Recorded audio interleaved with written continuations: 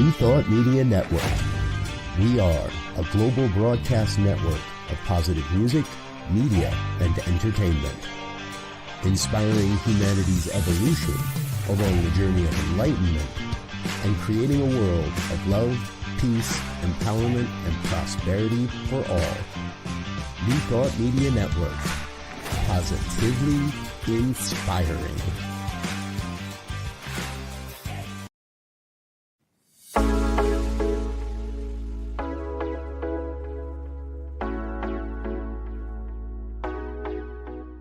What if the person you think you are is just a fraction of who you truly are? What if years of conditioning and surviving in a challenging world have left you clinging to strategies and beliefs that mask your truest nature? I'm Catherine Duca, psychotherapist and self-esteem coach, and you're listening to Who Do You Think You Are? A show that looks beneath our psychological masks and uncovers our profoundly messy, beautiful, brilliant, tender-hearted essence. Join me as we go in search of the hidden power of our true selves. I'm so glad you're here. And you know that is absolutely true. Welcome, welcome, dear listeners. There is no place I would rather be this Sunday evening than right here with you right now. I want to welcome you to Who Do You Think You Are? This is a podcast devoted, as you may know, to your well-being, to your emotional truth, and to your right to live a life that honors you. On this show, we talk about how you can cultivate the highest regard for yourself, how to live from a place of genuine self-respect and self-love, and how you can make yourself a priority in your own life.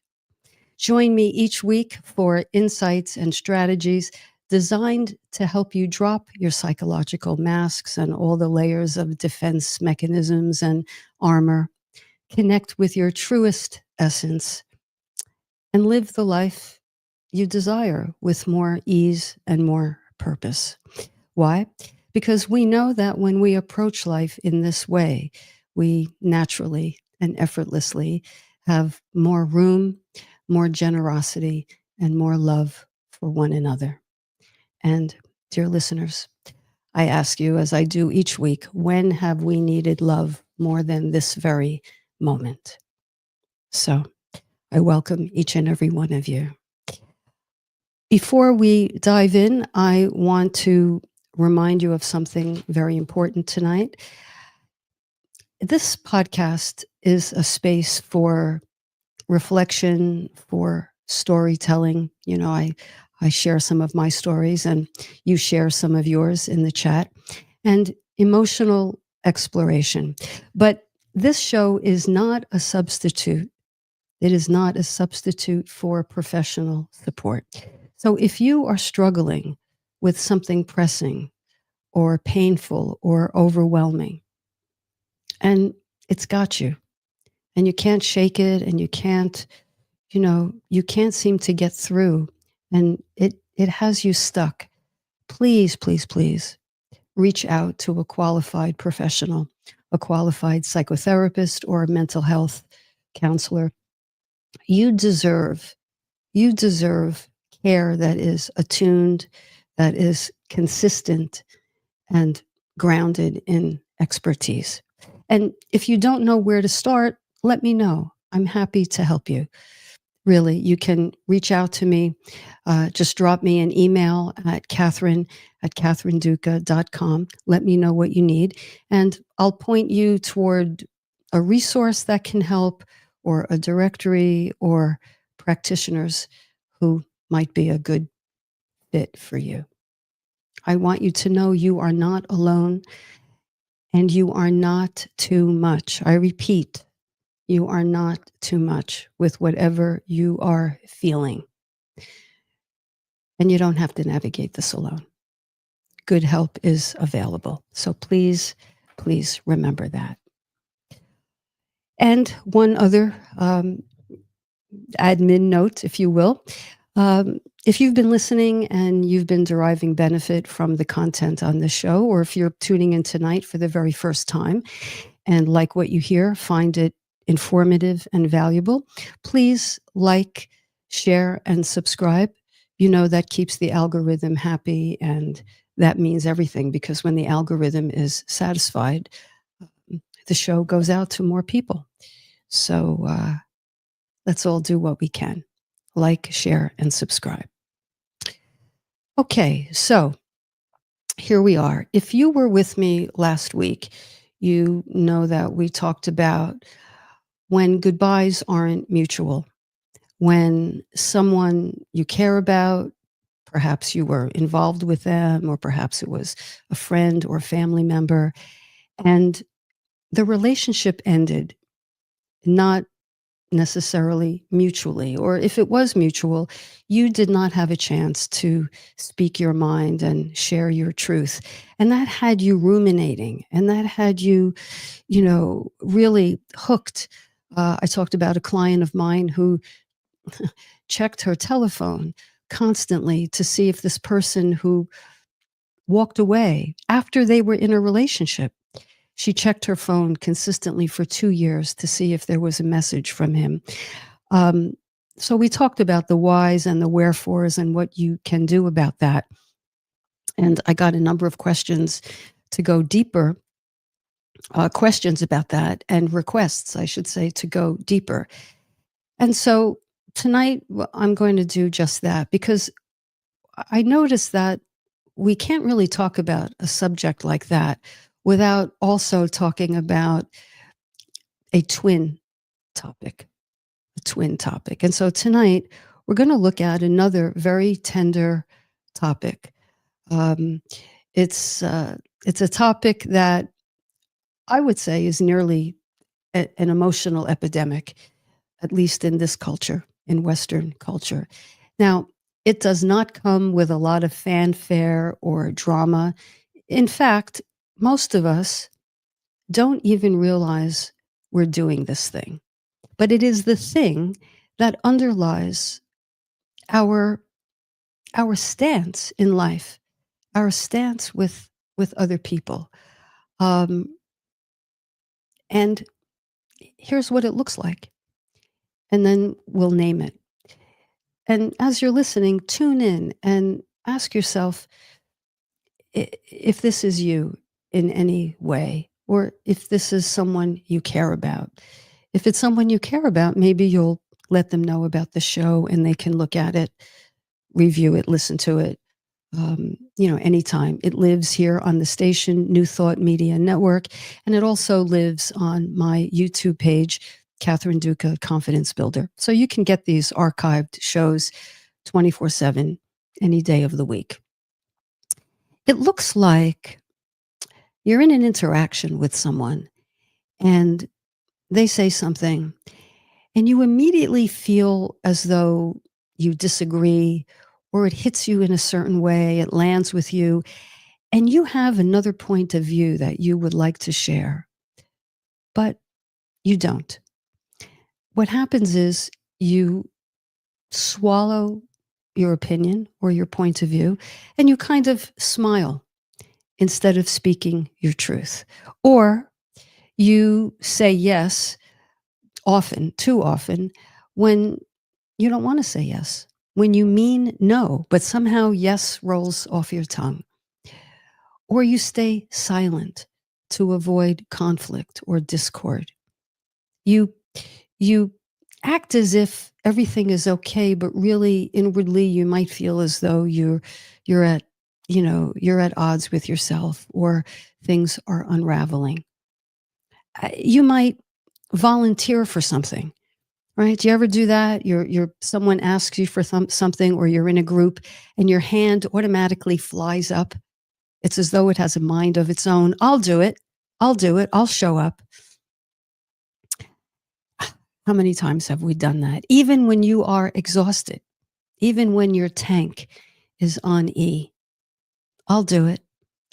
So acting, behaving, speaking in a way that is completely contrary to what you may be feeling in any given moment, this behavior has a name. There's terminology for this, and it's called self-abandonment. Self-abandonment. Now, that is a very heavy term, don't you think? Self-abandonment. But it applies.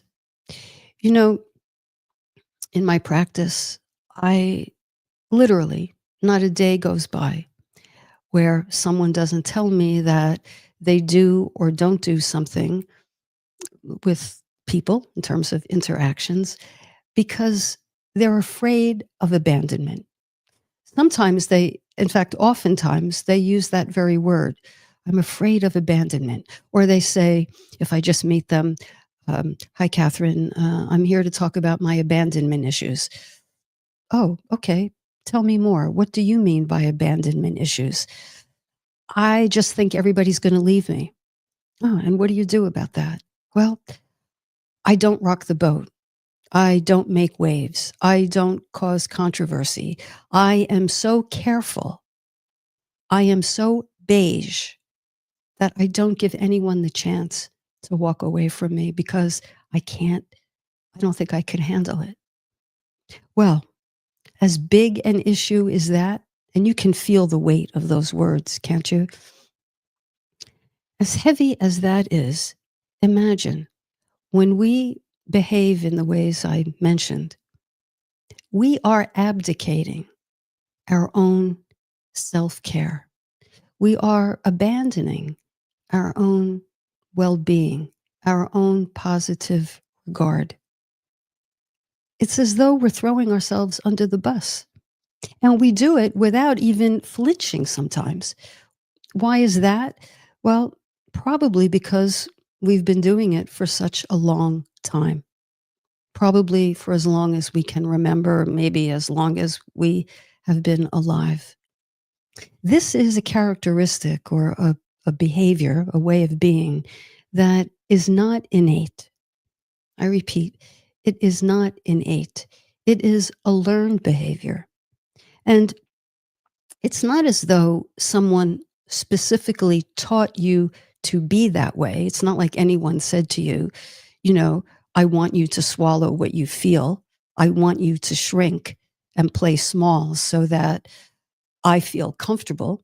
No one expressly said that to you, but you inferred that. You absorbed that message when you tried to do that way back when, and you encountered all kinds of things. You encountered disapproval or indifference, or you were punished, chastised, insulted. It was met with sarcasm. Why can't you be more like your sister? A whole host of responses that very well may have given you the message that what you expressed, AKA your truth, your feelings, your emotion, your opinion, did not go over very well. And if you had a few of those experiences in childhood, you probably did what children do. They very quickly sort of adapt, pivot. They do not keep playing the same tune. Not when a parent or a caregiver or an authority figure disapproves of what you said. It's either met with one of two responses, either outright defiance,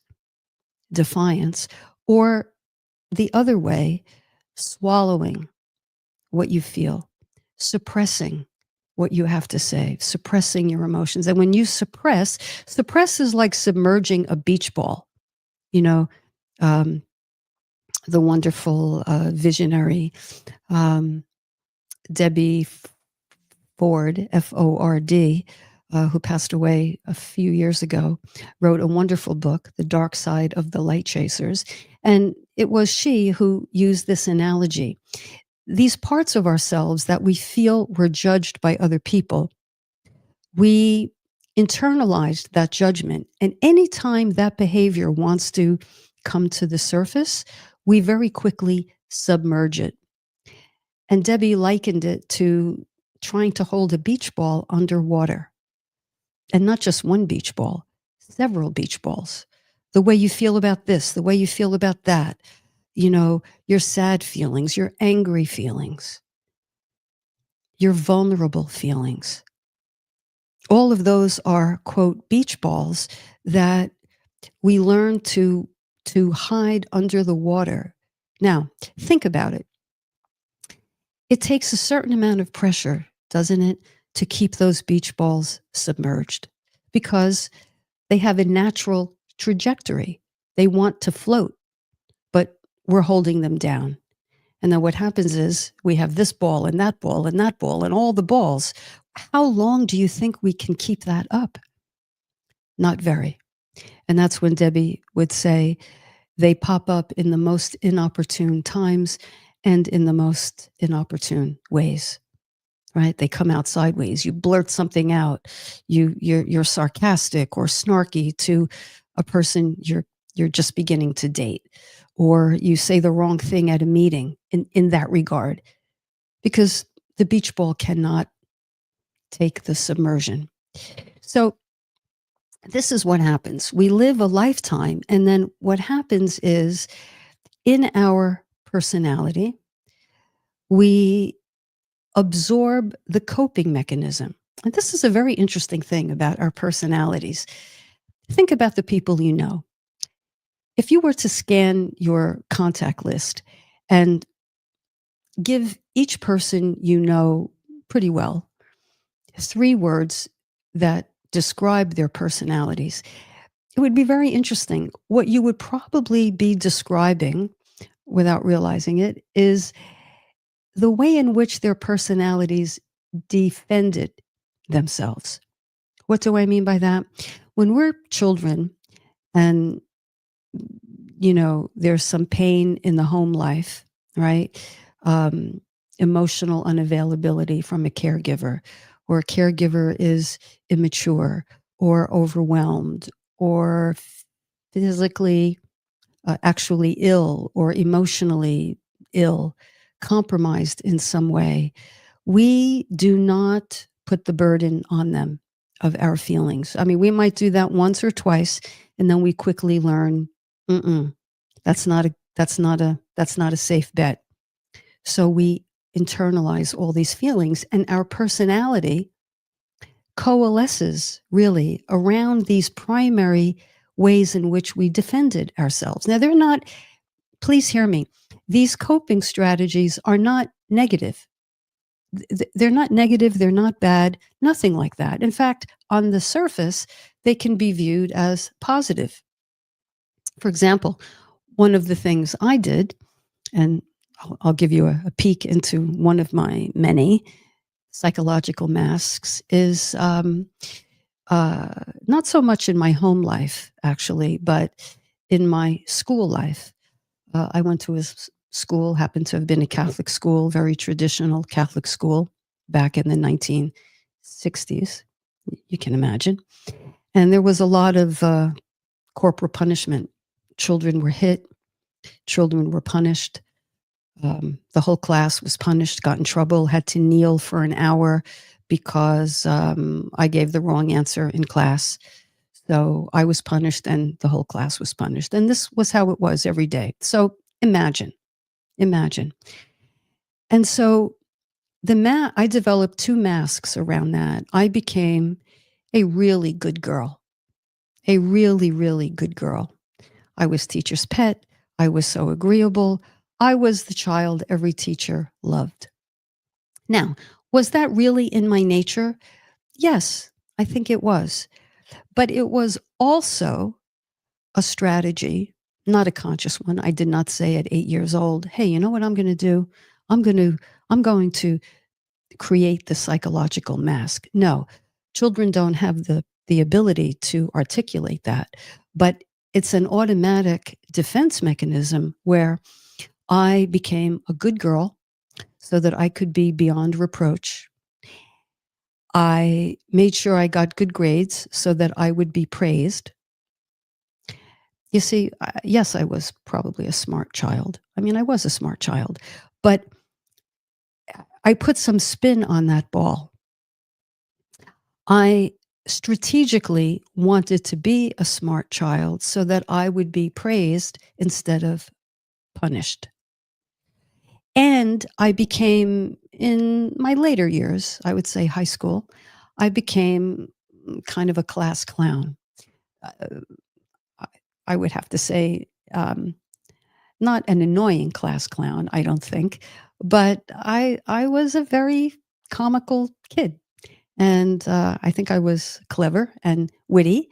And I think people liked my humor. And it's still with me today. And it's a quality that I really like about myself. But I know that, again, part of my unconscious agenda was to use my humor to deflect my pain. You know, I lightened up the way I felt inside with being comedic. And although I was really humorous, my big reason for being that way was to defend against how frightened I felt at school, because I felt I might be next. I might be humiliated, and I was. But I was always trying to, you know, deal with that in my own mind. So I became someone who did not challenge authority. I did not talk back, even though I had very strong opinions. I just had this veneer about myself that I'm easygoing. I'm la-di-da. I go with the flow. All the while, I had this undercurrent of very strong, very deep emotions within. I was sad. I was angry.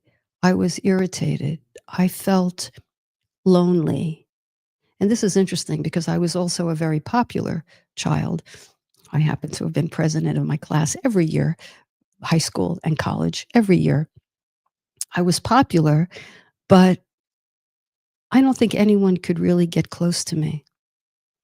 Isn't that an interesting paradox? Popular, most valuable, sneaky player on the basketball court because I was 5 foot even, but I was a good shot and I was a bit of a sneak. So the other team discounted me until they caught on. So outwardly, I really had a good time.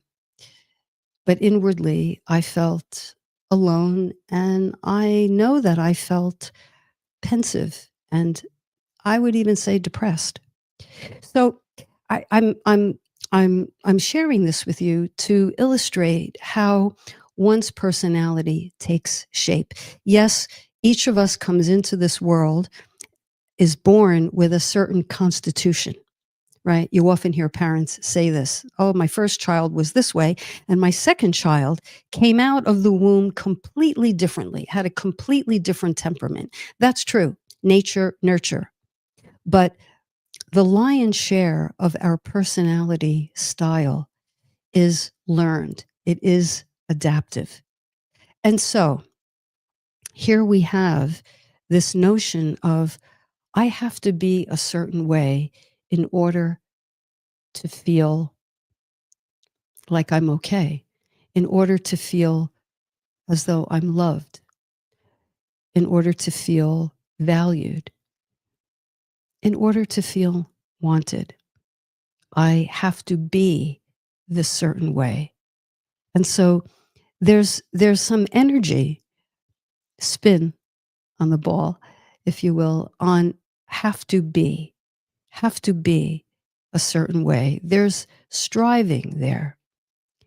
And so striving can look like an outwardly directed behavior, be a certain way outwardly, or it can be the complete opposite. And I think self-abandonment is most often wrapped in this internal expression where one goes mute, one freezes, one cannot find one's own needs. Because here's the thing, and really it comes down to our caregivers, and I want to emphasize I am not indicting any caregiver, not at all.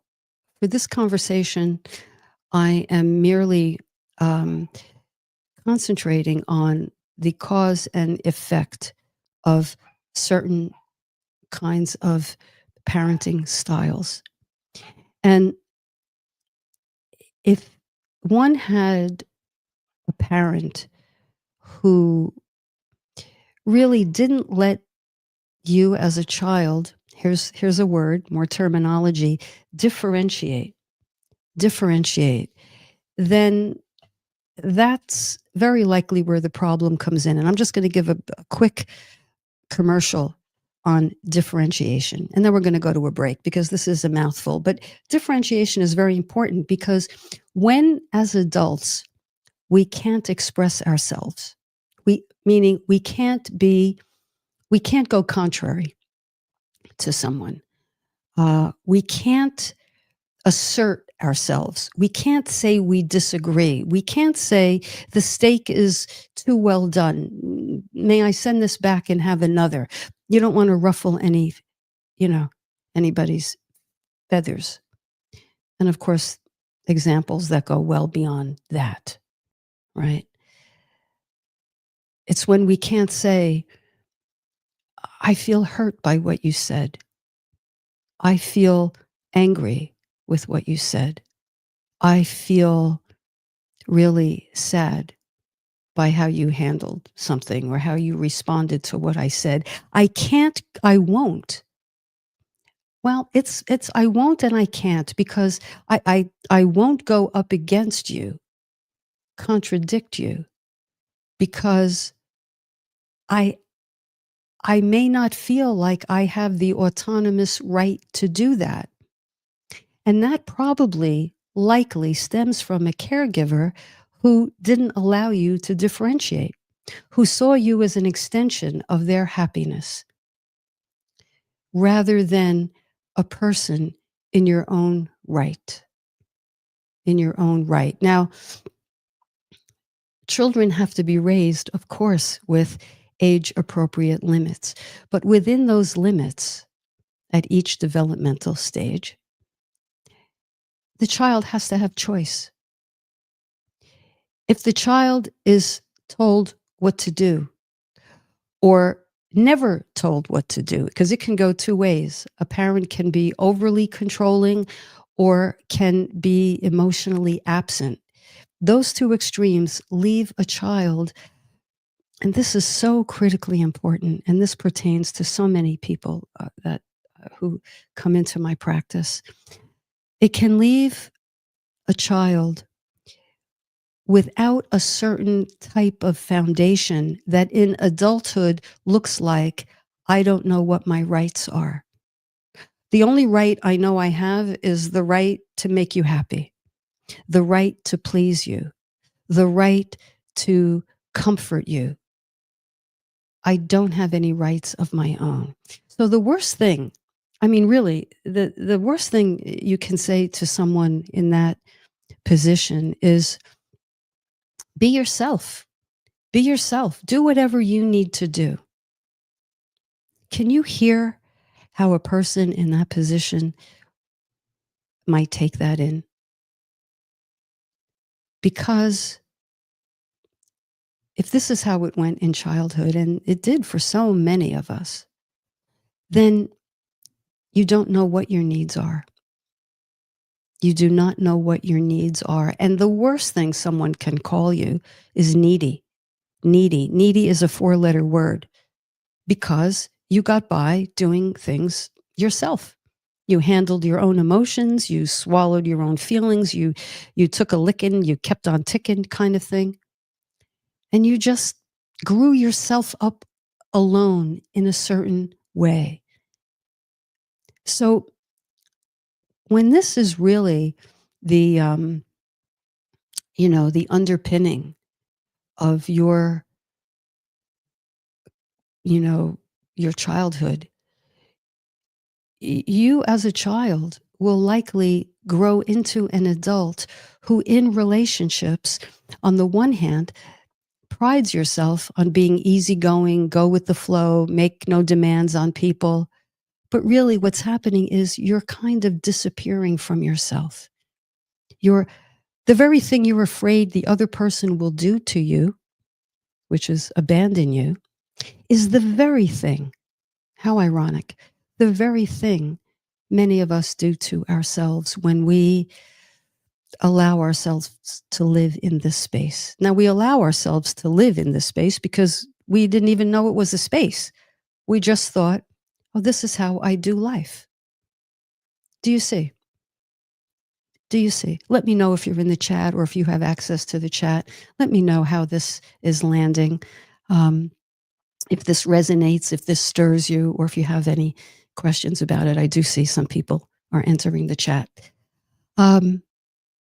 Gosh, that was a mouthful, right? That was a mouthful. So for anyone who is not looking for a deep conversation tonight, I think you have to change the channel because this is kind of deep, isn't it? So why don't we do this? Let's take a break, digest, get something to drink, take the dog out for a walk, and meet me back here in a few minutes. And we'll talk about, I'll go to the chat, see what you think. I'm very interested in your point of view and your experiences. And then I'll share some things that you can begin to consider to start to. This is not an overnight switch. This is not, and I'll tell you, if anybody claims that it is, I don't know. I don't know what they're thinking. This requires diligence. This requires some work. This requires some effort. But I promise you this, it's the kind of work that once you get going and you begin to see the benefit of it, I think it's delicious work. Of all the topics I can talk about therapeutically, this is probably the most gratifying because it is something that can be gradually, operative word, gradually undone. And the rewards are astounding. But it takes time and it takes diligence and it takes repetition. And that is the fact of the matter. So you heard it here. Okay, let's take that break. And when we come back, we'll go to the chat and we'll continue with practices you can implement right away to start to reconsider this pattern. You're listening to Who Do You Think You Are on New Thought Media Network. Stay with me. Please help us say thank you to our organizational sponsors, including the Hefferland Foundation, Affiliated New Thought Network, International New Thought Alliance, Science of Mind Archives and Library Foundation, Center for Spiritual Living Denver, Center for Spiritual Living Midtown, New Thought Philadelphia, Planned Happiness Institute, Summit Center for Spiritual Living, One Heart Retreats, Center for Spiritual Living on the Lake, Unity Kitchener, Unity Spiritual Center Ottawa, Om Center for Spiritual Living, Satya Center, Begin Within Ministries, Center for Spiritual Living North Jersey, Unity of Savannah, and the Center for Spiritual Living Seattle, as well as all of our individual donors. Thank you for being part of the New Thought Media Network. Please like, share, and subscribe. New Thought Media Network, positively inspiring.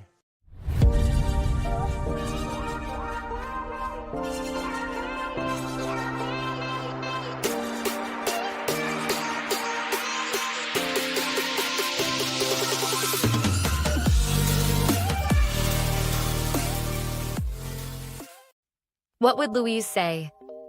Join us every Tuesday at 10 a.m. Mountain Time. Hosted by Reverend Martine Bernard. Explore the wisdom of Louise Hay. Brought to you by New Thought Media Network. Dive into Louise's teachings. Experience healing and empowerment.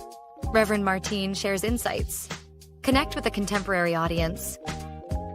Unlock your potential. Transform your life with love. Embrace positivity and healing. Join our vibrant community. Ready to join us? Let's spread love and wisdom together. Please like, share, and subscribe. Only on New Thought Media Network, positively inspiring.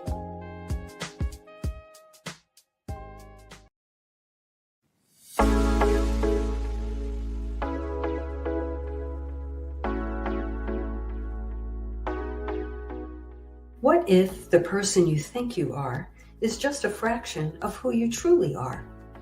What if years of conditioning and surviving in a challenging world have left you clinging to strategies and beliefs that mask your truest nature? I'm Catherine Duca, psychotherapist and self-esteem coach, and you're listening to Who Do You Think You Are? A show that looks beneath our psychological masks and uncovers our profoundly messy, beautiful, brilliant, tender-hearted essence. Join me as we go in search of the hidden power of our true selves. I'm so glad you're here. And welcome back. If you are just joining us, we are talking about the very tender subject of self-abandonment. It's a heavy word. It means when we don't have our own back, when we say one thing outwardly, do one thing outwardly, agree to something, go silent on ourselves, all the while we feel something entirely different inside. So we're breaking that down, and we're talking about where that comes from, childhood, and this business of differentiation. I may talk about this more if time permits. Let me go to the chat and see what we have here. I'm so interested in what you have to say and your questions. So going in order, we have Fat Ass Jewelry Company, Argery. Argery, good evening and welcome. Question tonight. Do you think everyone feels lonely just in various degrees? Do you think everyone feels lonely just in various degrees? Well, I don't know that I want to answer that in the yes or no, as much as to say, I think there's a correlation between the more masks we wear, the more walls and shields and cover-ups we have over our authentic self that may be so buried we don't even know what our true self is. I think depending upon the degree of those masks and how layered they are is the degree of loneliness that we feel inside. Because if we feel we can't share who we truly are, what we truly feel, the emotions we feel, if we believe sharing that will cost us, will be abandoned, then that wall that we erect so that nobody detects that is the same wall we live behind. And to that extent, Argery, I would say it's very lonely back there. It's very lonely because nothing old gets out, nothing new or fresh or affirming or validating gets in. And that space is a very lonely space. So rather than yes or no, I think that's a very nuanced question. Thank you for asking it. Michelle, welcome. I spent years using humor to deflect away from my deepest emotions, also feeling deep isolation, not truly connecting on the level I longed for. Well, there you go. You're answering Argery's question. The defense mechanism is humor. That doesn't mean you're not really, really funny, okay? But it means the origin of that trait may have largely been to keep your deepest, most painful emotions at bay. And of course, what can only come of that is isolation on the level at which you're hiding. That's the only way it can go. And the connecting on the level that you longed for. You know, when people say, take this program, do this work, attend that webinar, whatever, live the life of your dreams. Well, I don't know. I think the life of your dreams is a life where you feel connected to others, right? Michelle, it's exactly what you're saying here. Connecting is the stuff that life's joy is made of. Sharing, and you can't share yourself unless you're willing to your full self, unless you're willing to be vulnerable. And that's where it gets interesting, because that sort of folds back on itself. I'm afraid to be vulnerable because I was like that a few decades ago and it didn't go well. And I was ridiculed or laughed at or ignored. So I'm not doing that anytime soon. So the question becomes, if we're afraid of being vulnerable, how do we then be vulnerable? Okay, hold on. I'll get to that.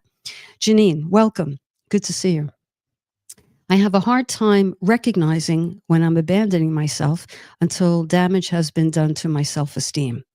I have a hard time recognizing when I'm abandoning myself until the damage has been done to my self-esteem. So I have a few journal prompts or thought prompts for yourself. And I was going to wait for later, but let me include them now. If we all ask ourselves, when did I first learn that it was safer to abandon myself than to risk rejection?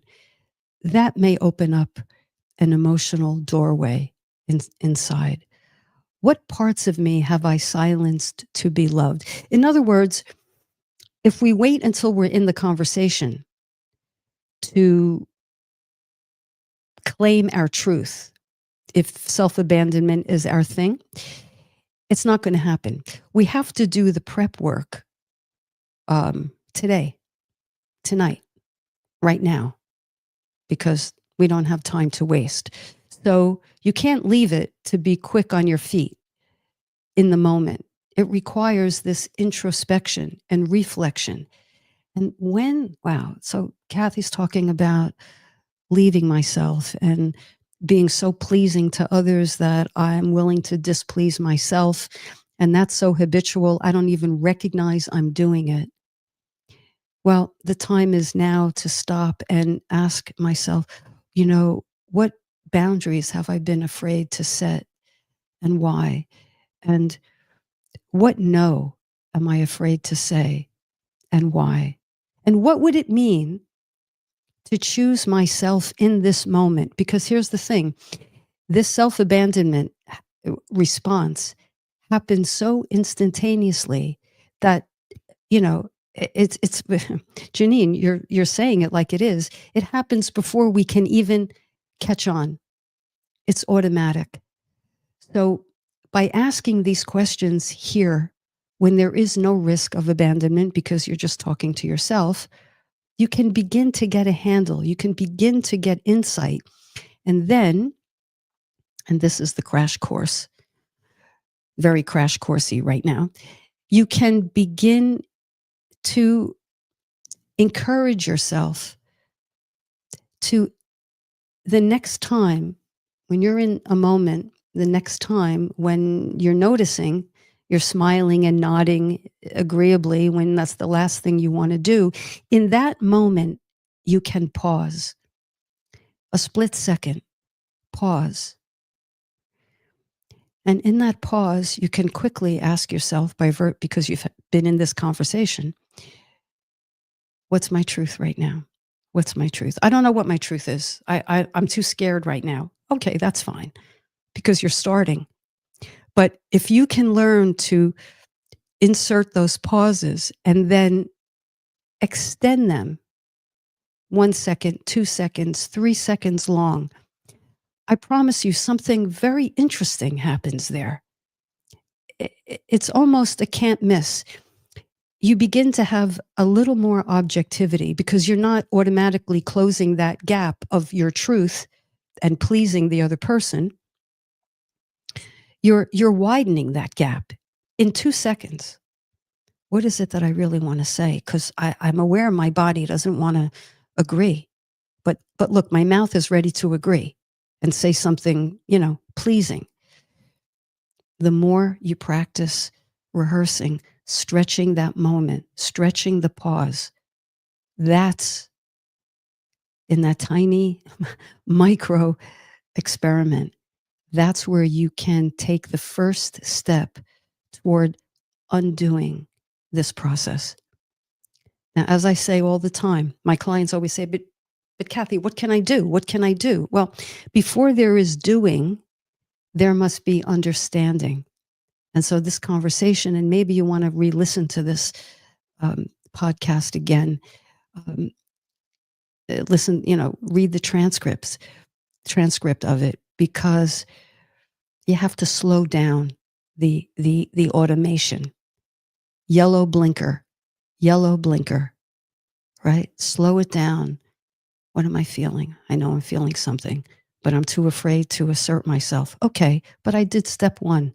I monitored, I noticed, and I caught myself in that moment. I'll give myself another try next time.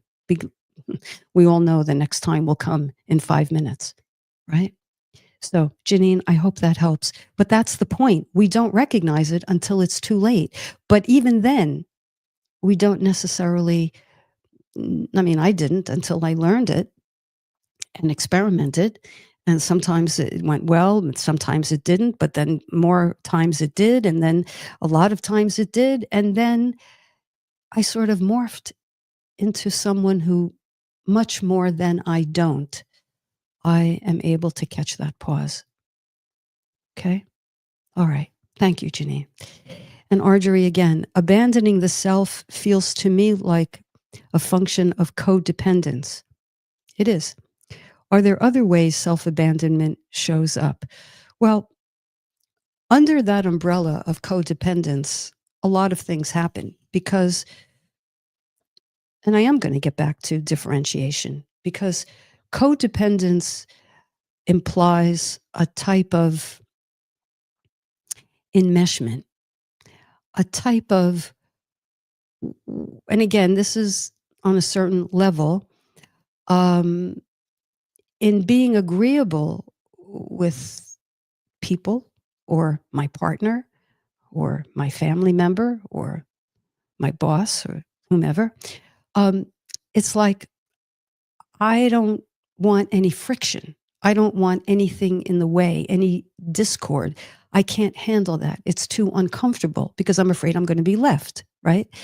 So what happens is we have to work at now this is deep work. I'm just saying it here, but it really is deep work in psychotherapy.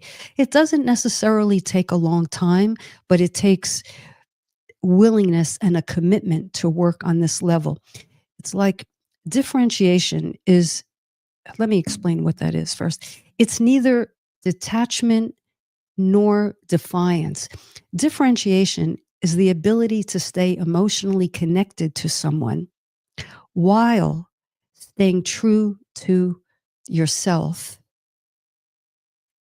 even if there's a disagreement. So the paradox is staying connected without merging, staying connected, but staying true to yourself. That is the whole thing on which differentiation hinges. So to own your no, and incidentally, I have what I think is a pretty good list of 50 shades of no. If you, how can you get that? You can get that in a number of ways. Email me if you'd like, Catherine@catherineduca.com, and let me know you want the shades of no, and I'll get that to you. Because there are a lot of lovely, polite, nice ways you can say no and be in your truth and be direct and have conviction about it. But in order to own your no, you have to see yourself as a separate person, an autonomous person. And if that didn't happen so much in childhood, if you had to be everything your mother needed you to be, otherwise she wouldn't feel good, then you never learned to stand apart. So it's this dance of separateness and togetherness. So it's holding your perspective without needing other people to agree. It's setting boundaries without necessarily destroying the connection or severing the connection. You see, some people say, well, then just F it. I'll just cut her off. There may be a time and a place to do that, but not usually.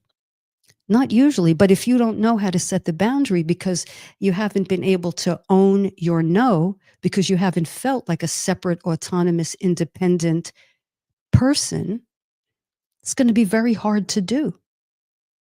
Very hard to do. So step one is to differentiate yourself and have this thing in your head to choose self-respect over approval.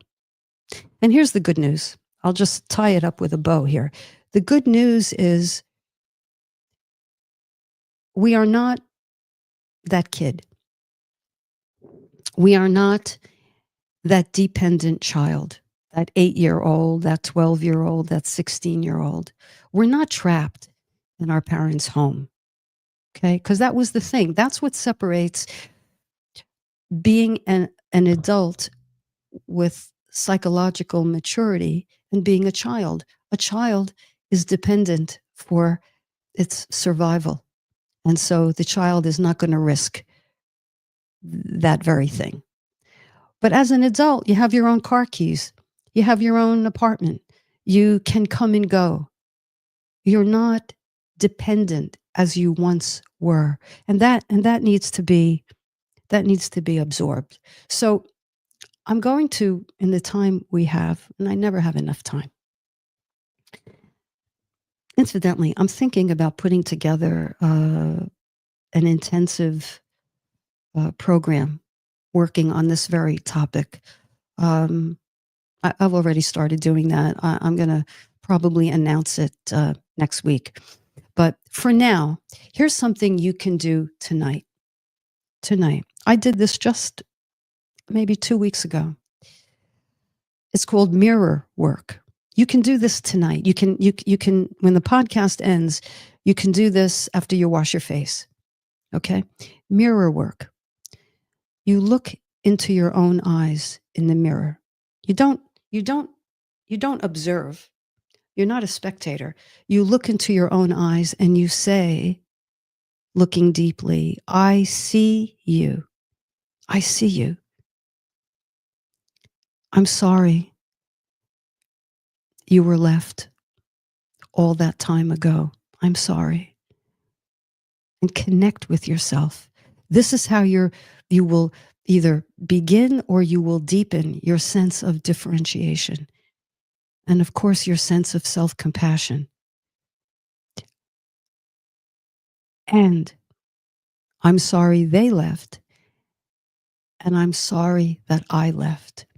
I'm sorry I left you to try to get all the approval you could because you thought you'd be okay if you had enough of that. I'm sorry I left you to your own notion that if you had enough likes, you'd be loved. I'm sorry. I'm sorry. You see, who do you think you are?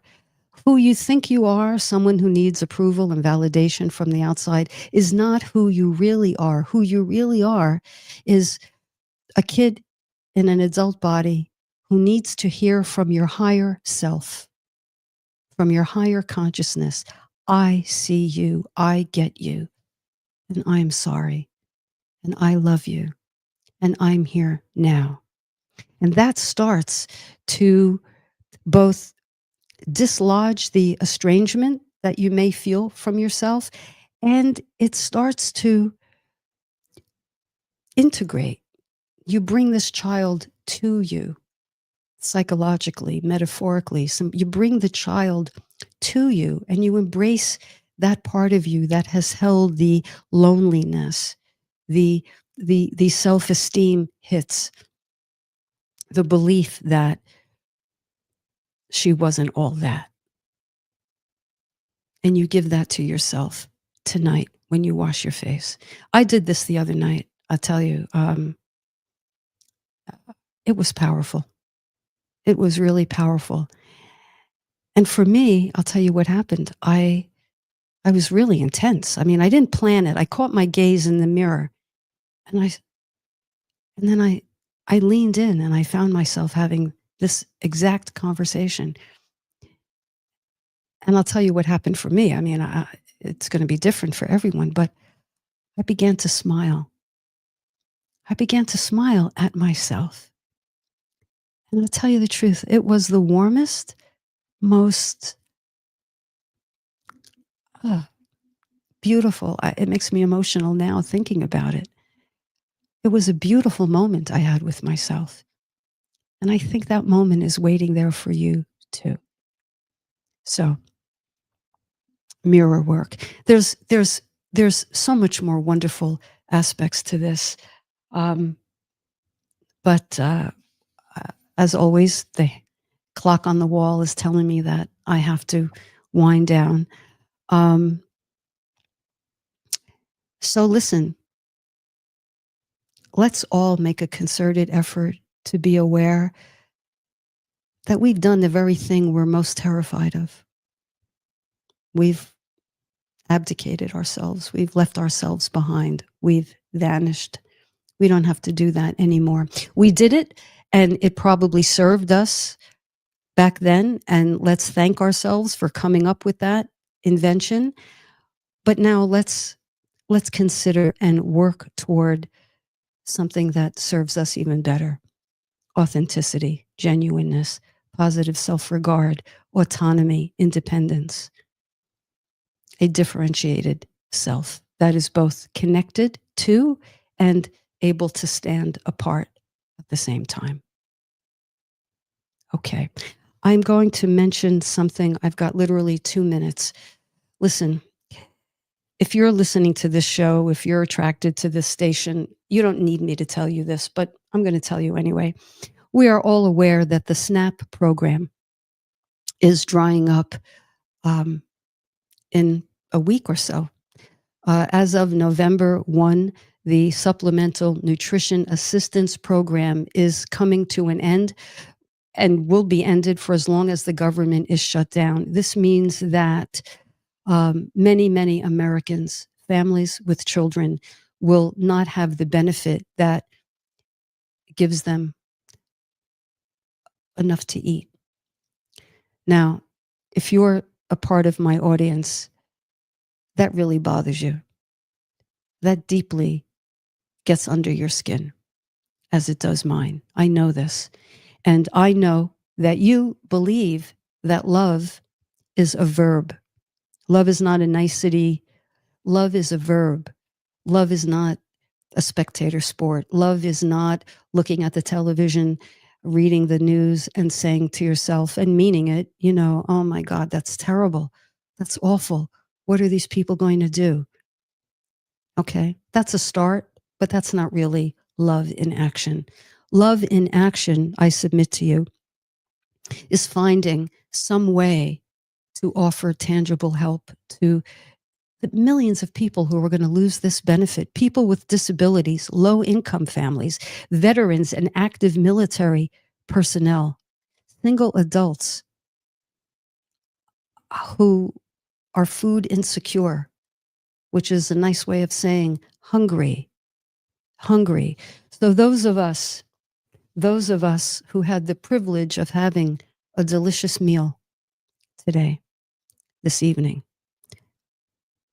I know that you will not have that meal without also being mindful of the many who may have enough to eat tonight, but imagine the anxiety to think, oh my, in 2 days, whatever it is, in a few days, this is going to run out. And then what will I do? Imagine the anxiety and the heartbreak of that.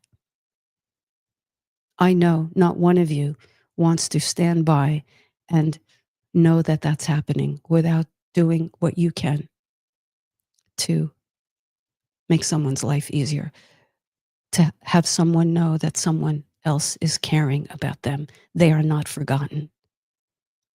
Okay, they are not abandoned. So, thank you. Dear listeners, wide receivers, time to go. Let's go out in the world And let's be our own person as much as we can, in love and in tenderness and in gratitude. I have loved spending this time with you. Thank you so much. I look forward to next week, and I will meet you back here. Until then, know that you are loved, and more than that, you are love. You are love. Spread it around. Till next week, I'm Catherine Duca. You've been listening to Who Do You Think You Are? I know who you are. You are magnificent. That's who you are. Okay, I'll see you next time. Take care. Good night.